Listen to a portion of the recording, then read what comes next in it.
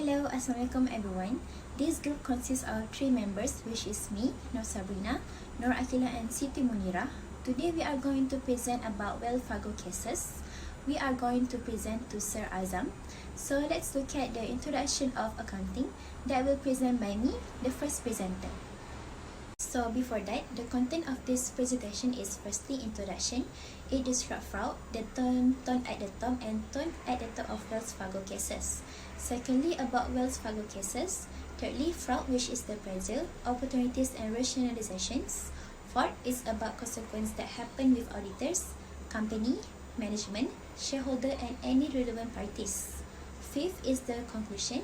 And lastly, the word of wisdom that we have learned from the assignments.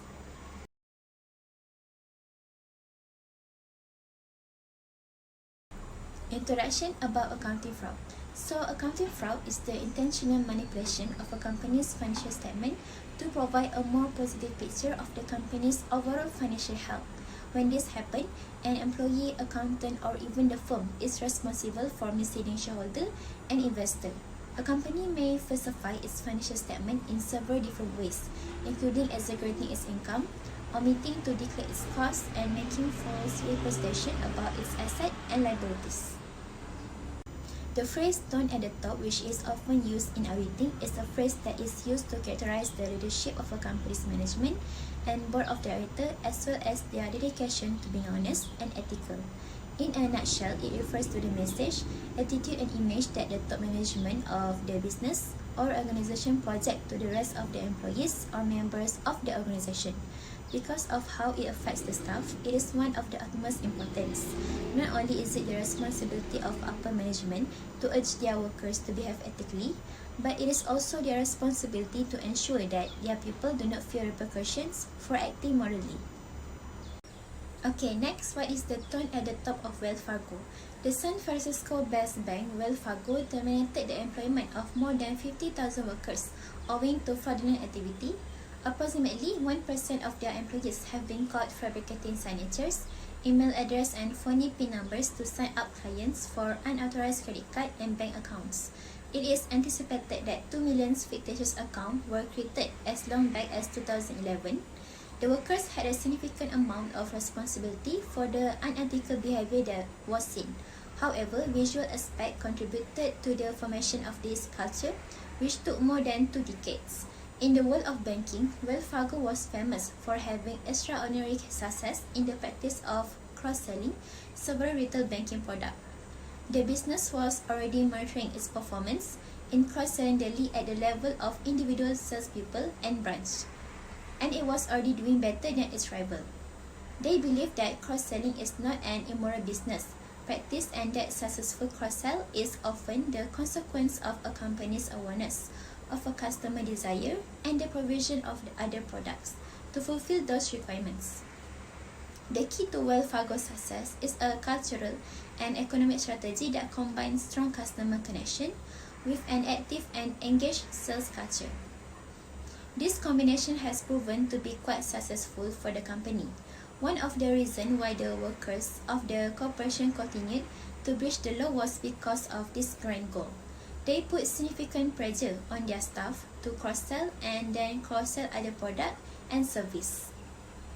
According to Sharif Kalab, a former employee of Wells Fargo, the most significant problem has been the company's relentless sales culture, which has been established and honed at the bank's top level for decades. This culture has been in place for many years. He also said that the branch manager was always inquiring about how many were sold and that the company desired 3 to 4 sales from each employee daily. Wells Fargo was the subject of a report on fraud charge in 2013, and those allegations originated in Los Angeles branch. The company was well aware of the issue, so it decided to invest in compliance and ethics training for its employees. However, regional manager and those immediately above them continued to emphasize the need for cross-selling. Assalamualaikum, my name is Siti Munira. I will be presenting about Wells Fargo case. Based on this case, I analyzed that Wells Fargo was involved in accounting fraud. Starting in early 2000, Wells Fargo started give pressure on the branch of staff to engage in aggressive cross-selling. Cross-selling which Wells Fargo Bank recommended to customers other than financial products such as bank accounts, credit card and overdraft protection plan. Other than that, Wells Fargo gave pressure on the branch of staff by engaging in unethical behavior, which is offer the clients product that they could not afford and they didn't get it. By unethical behavior, they created account, credit cards, monitoring program and loans for clients without their knowledge when it wasn't enough to satisfy management requirements. Moreover, the problem with Wells Fargo was initially identified in 2011 and practically continued until 2016. By then, Federal Inspector found over 2 million phony banks and credit card accounts. Further information led to discovery by August 2017. Wells Fargo Bank had acknowledged the existence of 3.5 million fictitious accounts dating back to 2009. From that happened, all fake accounts caused a lot of harm to customers, especially to customers with lower income accounts. Customers were defrauded almost $11 million, although more difficult to put a cash value on it. Fraudulent accounts have the potential to seriously harm the credit scores of many people.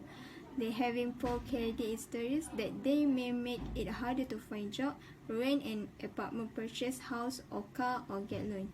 Starting 2016, the bank agreed to pay the consumer financial protection borrower $100 million and extra $5 million to consumer compensation. They pay $50 million to the city of Los Angeles as part of settlement and $35 million to the Federal Office of the Comptroller of the Currency. Joseph Perez are the first lawyer to submit a whistleblower action on behalf of the Wells Fargo's employee. He claims that the customers who raise concerns about unethical and illegal sales practice encounter a hostile, spiteful working environment. The bank employees were more like mafia members who threatened to take care of for not honoring the code of silence than real employees. Which is bank employee Hasinia Gultran said unreasonably aggressive and ambitious daily sales goals and failures to do so resulted in disciplinary action. She began submitting reports of illegal sales practice to the Wells Fargo investigation unit. In the end, there was never an investigation. My name is Norakila Izzati binti Murad and I will present about fraud in Wells Fargo case. An individual is motivated to conduct fraud by pressure. They all had a quota for opening new accounts that they had to meet, according to Jesse Gutran, one of the whistleblowing employees in the Wells Fargo case. With the age 8 is fantastic, Wells Fargo CEO John Stumps placed a significant amount of pressure on his staff to open 8 new accounts each day. He doesn't care what his employers did as long as business profit keep increasing. In order to prevent customers from detecting fraud, additional personnel were advised to order credit cards for pre-approved clients without getting their consent and to use the customer contact information when filling out requests. Poor management at Wells Fargo, which is more focused on hitting targets than on maintaining proper internal controls, give employees the opportunity to perpetrate fraud. After starting their new job, it took them only 2 months to create phony accounts. Gutran tried to get in touch with the regional manager, but they declined and told why. She promptly contacted Wells Fargo's ethics hotline to report the illegal sales tactics after discovering them. The investigation was planned to be done by the Wells Fargo probe unit. In the end, no research was ever conducted. The majority of frauds rely largely on rationalization, the process through which a person makes sense of their behavior, which is stealing, in relation to accept notions of decency and trust is known as rationalization. Wells Fargo had demonstrated that it was acceptable to open accounts for customers without their permissions as soon as the controversy broke. A common explanation for fraud is when the perpetrator refers to the thief as borrowing and has every intention of repaying the money at the time later. Next, what are consequences to auditors, company management, shareholders, and other parties? From this scandal, the Audit Committee Charter helped the Board of the Directors carry out its duties to supervise the sufficiency and deliverability of disclosure made to shareholders and bank regulatory agencies, including management actions related to accounting, financial reporting, and internal control. Besides that, supervise the qualification and independence of the company independence, register public accounting activities and results of the accounting firm. Other than that, supervise the compliance by the company with legal and regulatory requirements. Also, the chances that the committee reputation may suffer as a result of the duties established in this charter. The consequences for the company is that CEO John Staff resigned, U.S. Senator Elizabeth Warren launched a bank investigation. Wells Fargo and other parties reached a series of settlements, and new management made commitments to improve the bank. Wells Fargo's reported average loans of $900 billion, which is 6% less than it did a year earlier. This includes a notable 15% decline in business credit. Wells Fargo is no longer collecting cash. Also, Wells Fargo reported average loans of $900 billion, which is 6% less than it did a year earlier. This includes a notable 50% decline in business credit. Besides that, Wells Fargo stated that it aims to reduce expenses by $8 billion over the ensuing 3 to 4 years. The bank closed 329 locations last year, and another 2,150 locations are scheduled to close in 2021.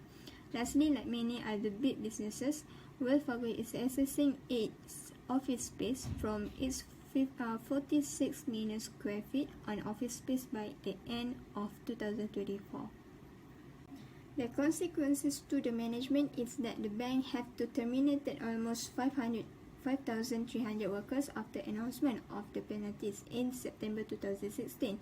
Also, on October 2016, Staff announced his resignation, and Timothy Sloan, the CEO, took Staff's position.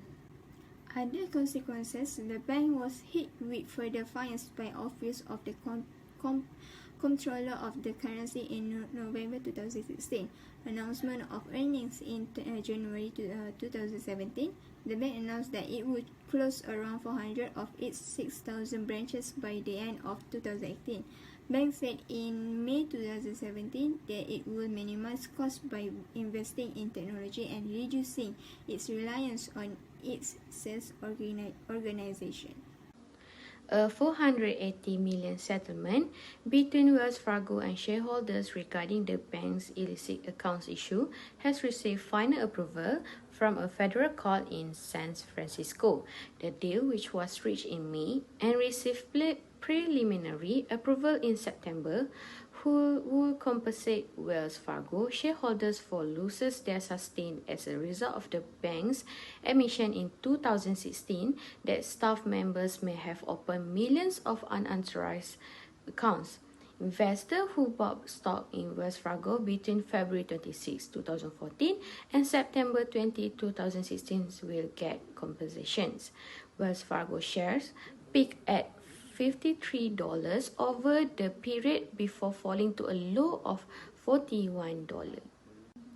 The San Francisco financial juggernaut will pay $480 million, with over $69 million going to the lawyers in the case in charges and expenses.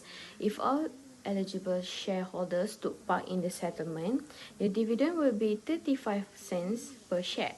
by highlighting the bank's prowess in cross-selling or persuading customers to sign up for several accounts and services. Wells Fargo officials, according to the shareholders who were supported by Union Asset Management, artificially boosted the bank's stock price in 2016. Okay, next, consequence in any relevant parties. Although the Wells Fargo phone account problem was initially made public in 2017, the practice continued uninterrupted at least until 2016. By then, the scandal's full extent had been made public. In a study published in September of that year, federal investigators said that between 2011 and 2016, they found over 2 million phony bank and credit card accounts. Further investigation led to the discovery of further cases, and by August 2017, Wells Fargo has acknowledged the existence of 3.5 million fictitious accounts dating back to 2009.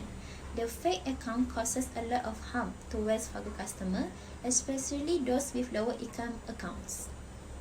Next, customers were defrauded out of almost 11 million in erroneous charge and fees associated with the fake accounts, but the true damage are probably far greater. Although it is more difficult to put a cash value on it, the fraudulent accounts have the potential to seriously harm the credit scores of many people. For many of those impacted, having poor credit histories may make it harder for them to find a job, rent an apartment, purchase a house or car, or get a loan.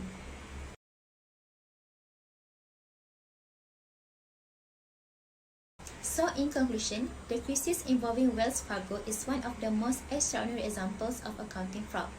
Fraudsters who can take advantage of the controversy have been put under pressure, given chance and rationalize their actions due to the crisis.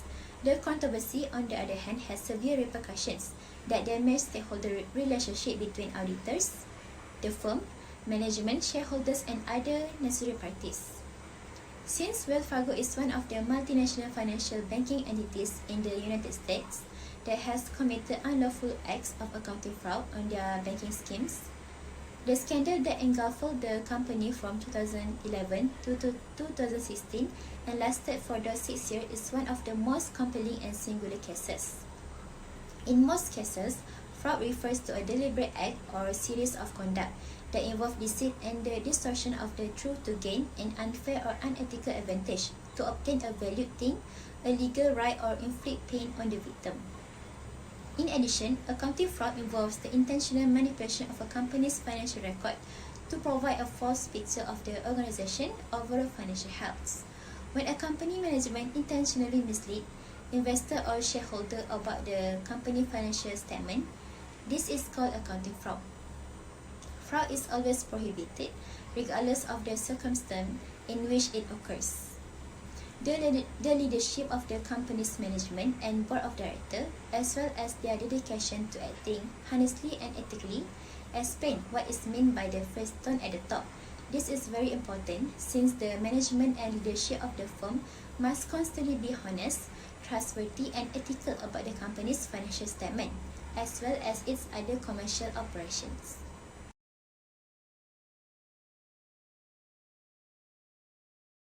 Lastly, the word of wisdom from this assignment are: the lesson to be learned is that whenever a company engages in a financial transaction or business activity, it must always be truthful and credible about its financial statement and business operation. This is true even if the transactions are subject to a high-risk condition. In addition to this, they should comply with the laws and regulations, as well as the principles and standards of accounting. Last but not least, they should not conceal, willfully steal, or manipulate transaction data to gain an unfair advantage, since doing so might lead to fraud, which has the potential to impact many relationships amongst essential stakeholders severely. Suppose any instance of illegal activity takes place within or outside of the company. In that case, employees who have integrity should have the right to blow the whistle on the unethical behavior of the company, regardless of the possibility that they will be pressured or forced by the management into quitting their jobs or being terminated. I think that's all from us. Thank you for listening.